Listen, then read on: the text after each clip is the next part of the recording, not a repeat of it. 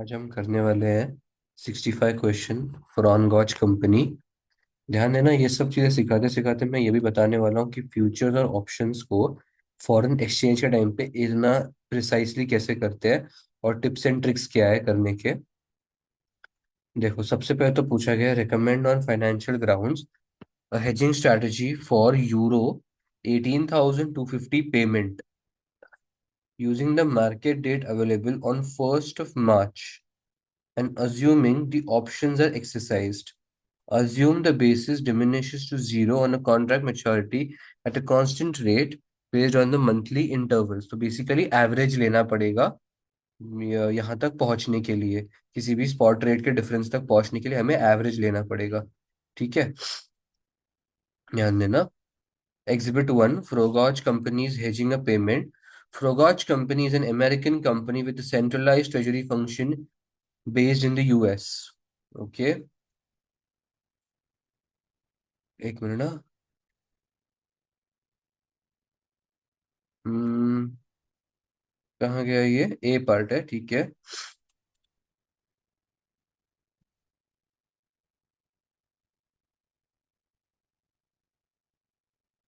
Today is 1st March। Today 1st March। Rogage Company treasury team is currently looking to hedge a payment of euro 1 crore 82 lakh 50,000 to a German supplier, which Frogage Company is due to make on 1st of August। Okay, तो payment है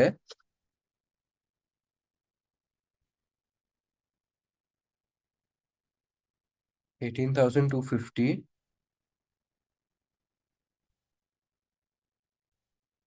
Euros का। कब है payment?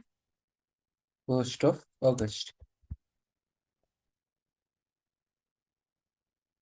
तो आज से लेके अगस्त में कितने महीने का डिफरेंस है? मार्च, अप्रैल, मई, जून, जुलाई। 5 महीनों का गैप है अभी। अब उन्हें बोला गया है the following market data have been obtained. Exchange rates, spot rate as at 1st of March, ठीक है। एंड एज एट फॉरवर्ड, तो ठीक है। सबसे पहले हमें फॉरवर्ड मार्केट में देखना है। फॉरवर्ड मार्केट में काफी स्ट्रेट फॉरवर्ड होती है चीजें।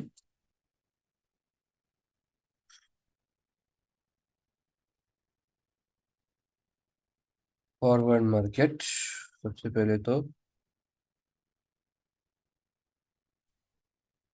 18,250, ये सॉरी 1 करोड़ 82 लाख 50,000 यूरोस। अब देखो, इस अमाउंट में मुझे पेमेंट करना है, लेकिन क्या मेरे पास वो अमाउंट फिलहाल अवेलेबल है? The answer is no. मेरे पास कौन सी करेंसी है? मेरे पास मेरी करेंसी है। मेरी करेंसी कौन सी है? American dollars. ठीक है, मेरी कंपनी की करेंसी है American dollars. So US dollars कितने कितने यूरोस बनते हैं, ये हम सबसे पहले देखेंगे। They have given us stable currency as euro currency. तो यूरो की करेंसी स्टेबल है, यूएस की करेंसी फ्लक्चुएटिंग है। कितनी है? 5 मंथ्स फॉरवर्ड रेट पे देखेंगे 1.1528 या फिर 1.1544। इनमें से एक वैल्यू सिलेक्ट करनी है, 1528। And control C, control V, same चीज 1.1544। अब यहाँ पे क्या है? यूरोज है मेरे पास कितने? 1 करोड़ 82 लाख 50,000। सेम चीज यहाँ पे भी मैं लिख देता हूँ। एंड फिर हम करेंगे कैलकुलेट ऐसे क्रॉस मल्टीप्लाई करके। अब ध्यान देना, ये जो दोनों रेट्स मेरे को मिले हैं, इनमें से कोई भी एक सिलेक्ट होने वाला है। On what basis? देखो, मेरे पास यूएस डॉलर्स थे, मैं बैंक के पास जाऊंगा यूरोज लेने के लिए। तो बैंक मुझे फॉरेन करेंसी सेल कर रहा है। If bank is selling something, bank will sell at high. Bank will sell at high मतलब कौन सी हाई वैल्यू? मुझे हायर वैल्यू कौन सी मिल रही है? हायर वैल्यू मिल रही है तो ये 2 करोड़ 10 लाख 67,000, ये वाली। तो रेट ये वाला यूज होगा। ध्यान देना, bank is not selling at high rate और हाई और buying at low rate. Buying is selling at high value and buying at high value and not the rate.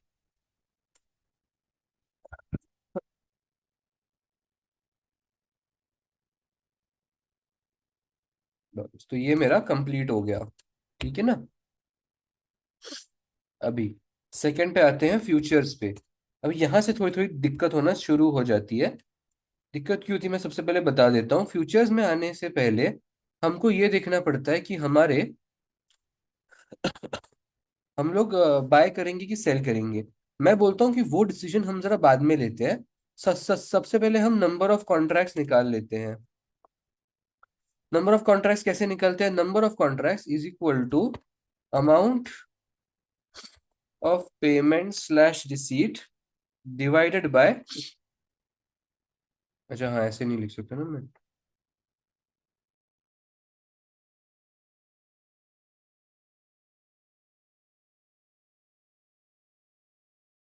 हाँ, सबसे पहले ध्यान हमें ये देना है कि अमाउंट ऑफ पेमेंट और कॉन्ट्रैक्ट साइज दोनों सेम करेंसी में होने चाहिए।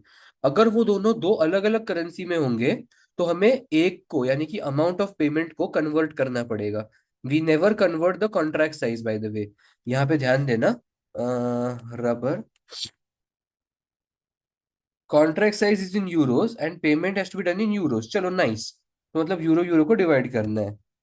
सो कितना है? एट, ये वाला amount divide by contract size, that is मान लिया 25,000। सो नंबर ऑफ कॉन्ट्रैक्ट आ जाते हैं 146। मैंने एक जीरो ज्यादा तो नहीं लिख दिया ना? कि बहुत ज्यादा आ रहा है। ठीक है, 146 नंबर ऑफ कॉन्ट्रैक्ट जो है वो है। Now now we have to see whether we are hedging for the entire perfectly, मतलब परफेक्ट पीरियड और नॉट। ठीक है, देख लेते हैं। ये देखो, हमारा फ्यूचर्स कितने टाइम के लिए है? हमारा फ्यूचर्स है सितंबर के लिए, और हमें पेमेंट करना है 1 अगस्त। बाय द वे, जब भी ये लोग सितंबर यहाँ पे ऐसे देते हैं ना, अब ये फर्स्ट है कि लास्ट डे है, मतलब वो सितंबर का, तो वो जानने के लिए यूजुअली ये लोग नीचे कहीं पे ऐसे लिख के देते हैं। वरना इट इज यूजुअली अज्यूम कि ये मंथ एंड का ही है। ठीक है ना। ऐसा। हाँ हाँ, ये देखो यहाँ पे दिया futures and options contracts mature at the month and. ठीक है ना। तो ये देखो, ये वाला सितंबर का है। ठीक है। हम लोग क्या करते हैं, हम लोग यहाँ पे बेसिस माइनस करते हैं। बेसिस कैसे निकाला जाता है? Opening minus closing. So what is my opening? My spot rate, वो उसके ऊपर आता हूं मैं। क्लोजिंग है मेरा 31st, सॉरी 30th सितंबर। ओपनिंग है मेरा 1 मार्च। हाँ सो ठीक है, ओपनिंग पे बाद में आता हूँ। क्लोजिंग सबसे पहले मैं लिख देता हूँ 1.1560। अभी अब मैं आता हूँ मेरे स्पॉट रेट पे। बाय द वे, ये इस चीज में भी मेरा यूरो ही स्टेबल था। हाँ, मेरा यूरो ही यहाँ पे स्टेबल था। ये चीज बार बार देखने की कौन सी करेंसी स्टेबल है। ठीक है। हालांकि अगर यहाँ पे अभी यूएस डॉलर स्टेबल होता तो मेरा यूरो 0.00 मतलब वो समथिंग आता, बट स्टिल ये दोनों स्टेबल सेम ही करेंसी के, so good.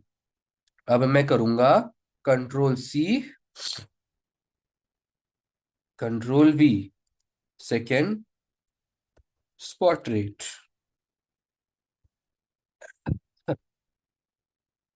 Same value, same value. लेकिन यहाँ पे खाली मैं अभी स्पॉट रेट के अमाउंट डाल दूंगा 1.1483। एंड यहाँ पे आता है 1.1497। अभी ध्यान देना, हमको कौन से करेंसी के पर्सपेक्टिव से सोचना है।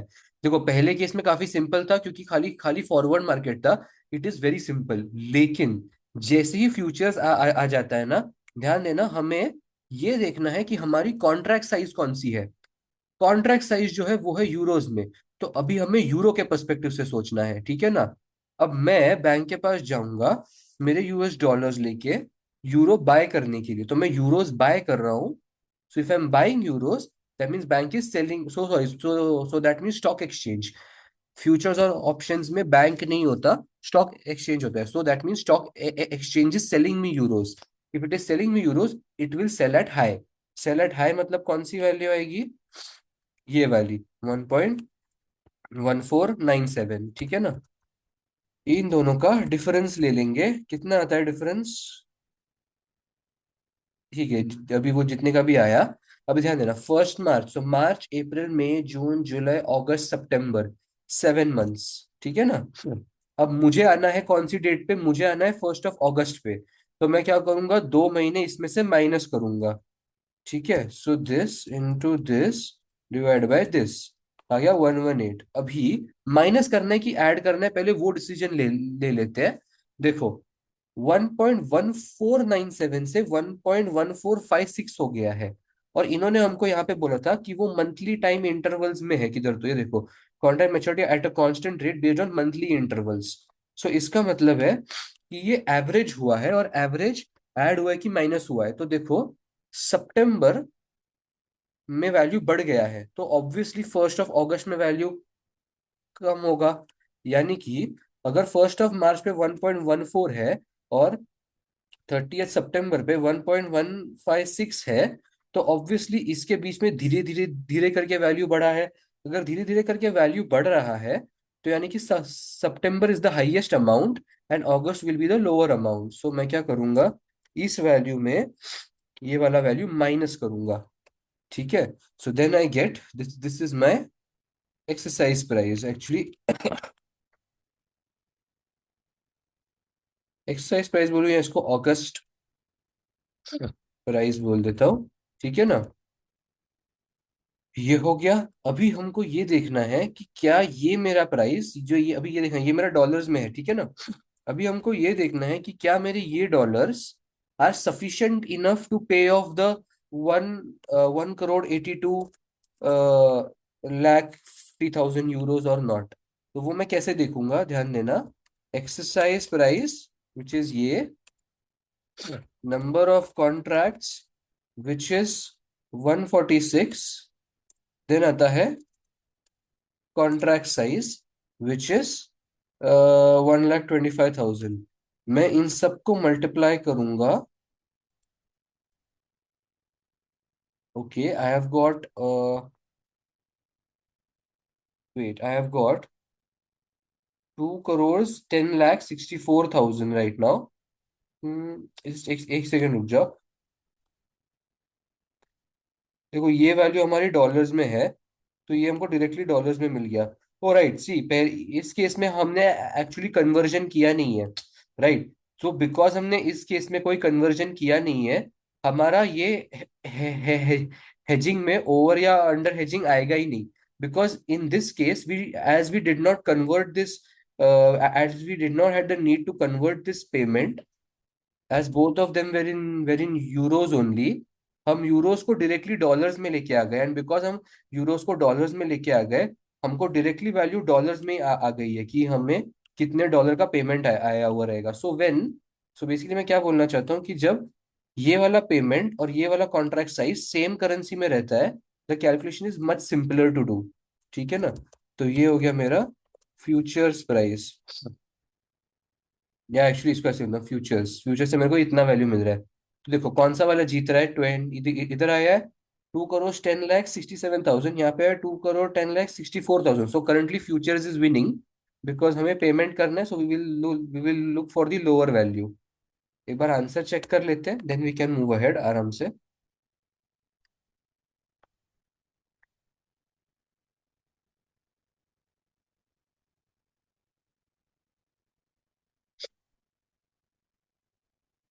2 करोड़ 10 लाख 64,000, फ्यूचर से 2 करोड़ 10 लाख 67,000 बराबर। तो ये दोनों वैल्यूज बिल्कुल सही है।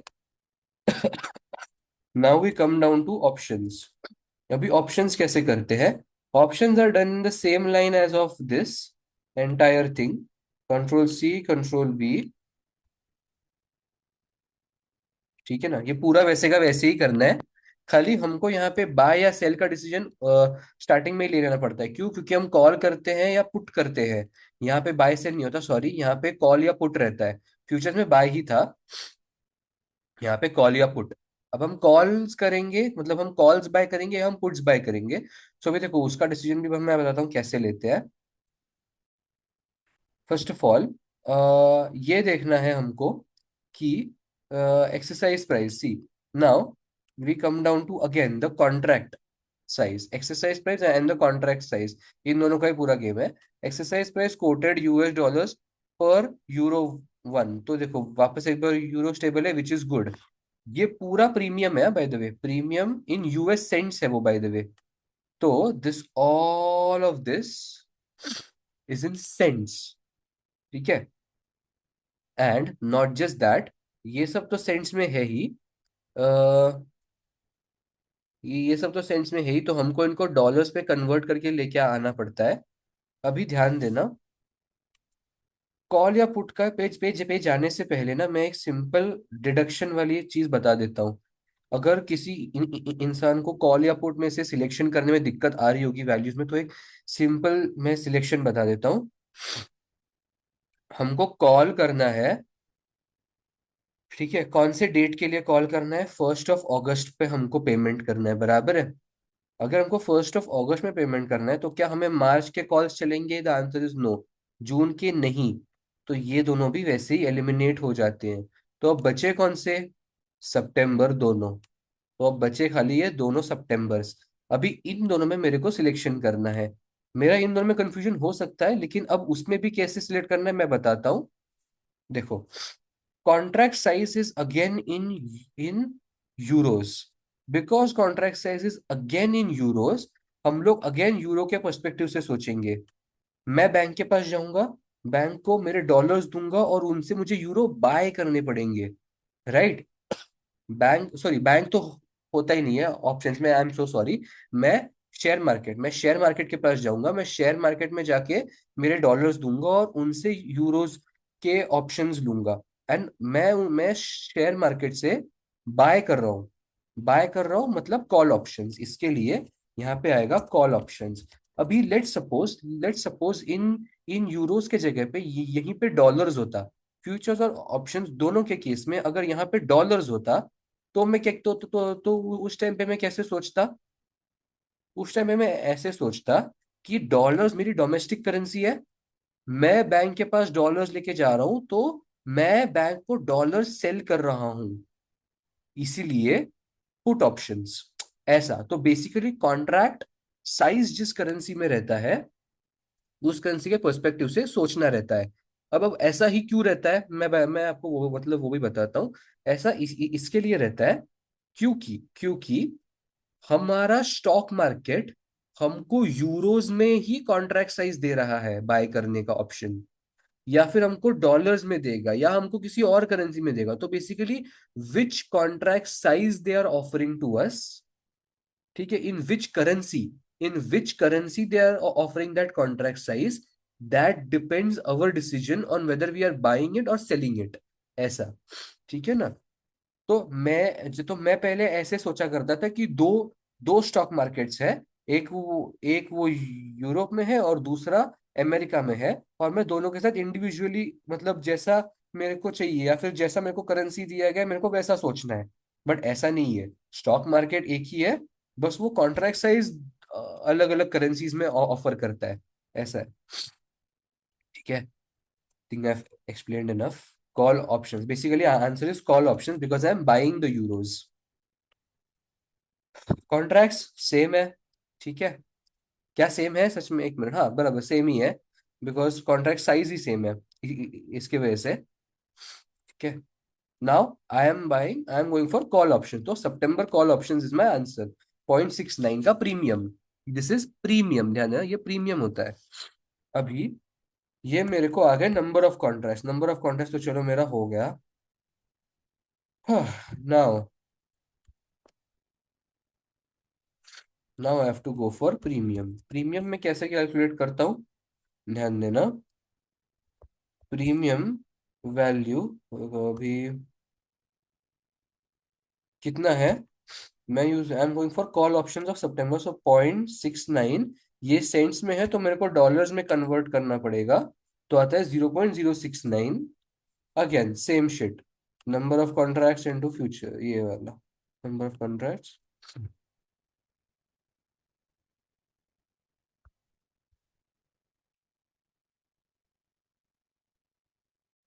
प्रीमियम, ठीक है।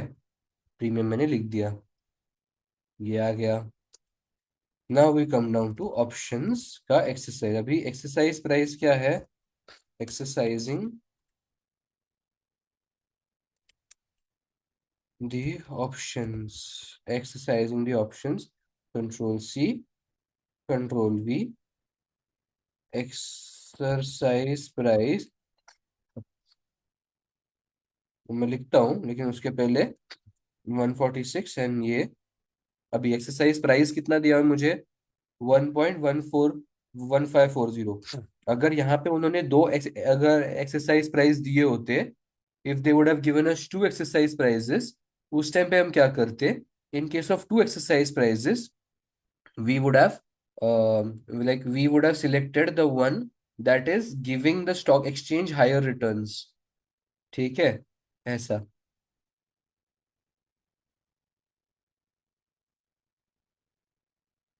अगेन क्योंकि देखो ये वाला सेम कॉन्सेप्ट, मतलब वो लगता है कि अगर एक एक्सरसाइज प्राइस है तो फिर मतलब स्टॉक एक्सचेंज विल सेल, ऐसा। ठीक है ना, तो ये मुझे आ गया एक्सरसाइज प्राइस। ठीक है। अभी अभी वैसे तो ये कॉल ऑप्शंस है, बराबर है, these are call options, but if you genuinely think about it, देखो यहाँ पे ना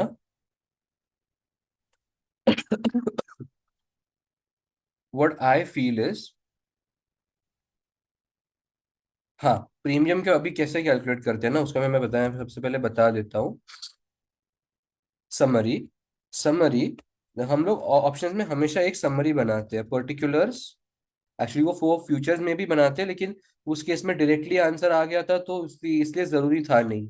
ठीक है ना, फिर आता है प्रीमियम।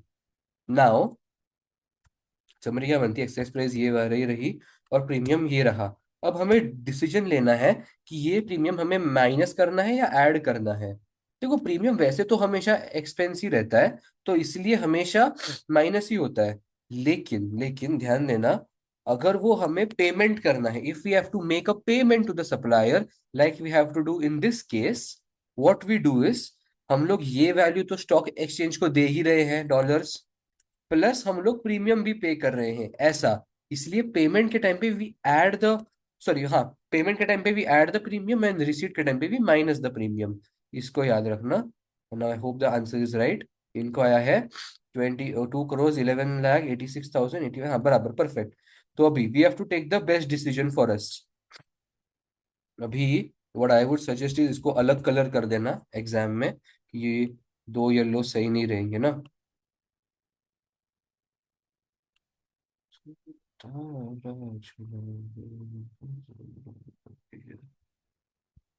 ठीक है ना। अभी लोअर कौन सा है, आई थिंक लोअर फ्यूचर्स है, so that's why we will select the value of the futures. बराबर है। Futures would be recommended as a result of the lowest payment. चलो, डन।